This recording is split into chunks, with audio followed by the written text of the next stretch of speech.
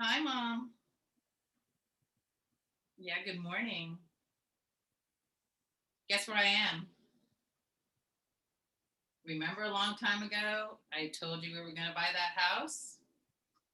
We bought the house. Why do you have to say that? You're just so frustrating. He's your son in law. He's not your black son in law. Why do you always have to do that? You're stressing me out. Yeah, okay, just like when we were at the restaurant. You asked your friend, how did you enjoy my black son in law? What is that? It's ridiculous that you do that. You know, I have black in me as well, right? You know that, right? Skin was always an issue for you. I remember always telling me, why are you getting so dark? Oh my God, look at your skin. It's so dark. Yeah, well, it did affect me. What do you think? I mean, the kids at school tease me, and then I have to come home and listen to you. You just don't get it. You didn't even know. Do you know Kenny got stabbed by our neighbor? Yeah, you probably don't want to hear about that because he's your black son in law. Yeah, I had to take him to the hospital. He got stitches, and if it had been an inch difference, he would have been hit in the heart. Of course. Of course, it doesn't matter. As long as it doesn't affect you and your perfect little white world, that's all fine, Mom. Just stay there. That's great.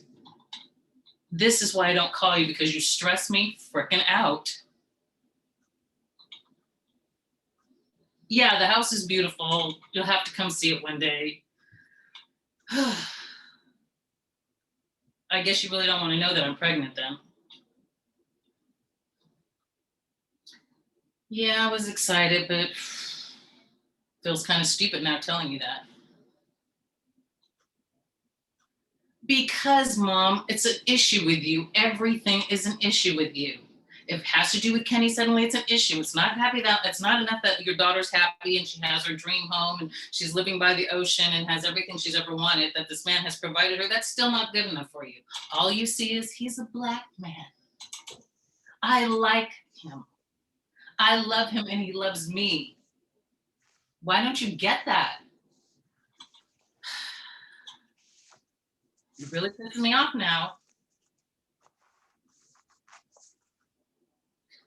So what you're saying is that it's going to be a problem for you and you can't accept it. Okay. That's the way you want it, Mom. That's the way it'll be. Yeah, you call me when you're ready and you feel like you can accept me for who I am and my lifestyle is so bad, I guess, in your mind. So, do you even want to know what I'm having? Do you even care? Of course. Of course, you'd be worried how dark it's going to be. Why wouldn't you be? So, should I send it back if it's too dark? What should we do, Mom? Should we like give it away? What do you want to do? You don't have to see it. I don't want you to be embarrassed with your friends. Yeah.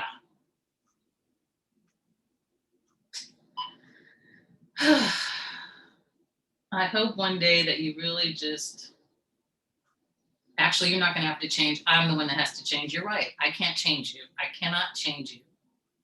There are Chinese people. That's great. There are black people in the world. We're a combination of all of them. I understand that, Mom. But you know what happened to Dad when you were dating him? Wasn't he the nigger in the family when you brought him home? They thought, oh my God, how the hell did she bring this guy here? So you know what it feels like to have somebody talk about your husband like that, but yet you do it to me every freaking time I talk to you. It has to get that little dig in there somehow. Unbelievable. Mom, I gotta go. Yeah. Yeah. You stay safe too. All right. I'll talk to you later. Bye.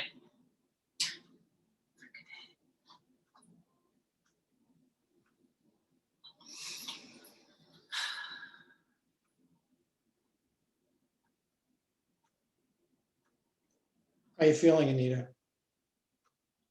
Emotional, strained. Tell me more. It's interesting. I started to do this when we first talked about the fantasy, and I for sure was going to do, oh yeah, I'm going to sing and do karaoke and blah, blah, blah, blah, blah.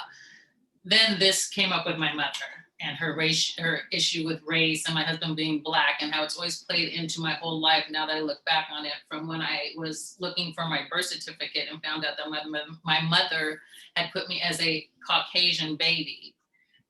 And it always kind of stuck in my head, and just situations I've gone through that always was very much of an issue for her. So that was always in the back of my head. And then I'd go in a different direction and go, okay, I'm going to do this. But then that always came back in. So it kind of evolved that it needed to come out of my body today. So there it is. So I feel better that it's out. And I've had this fictitious conversation, this fantasy conversation with my mother. So it needed to come out, and I'm glad it came out.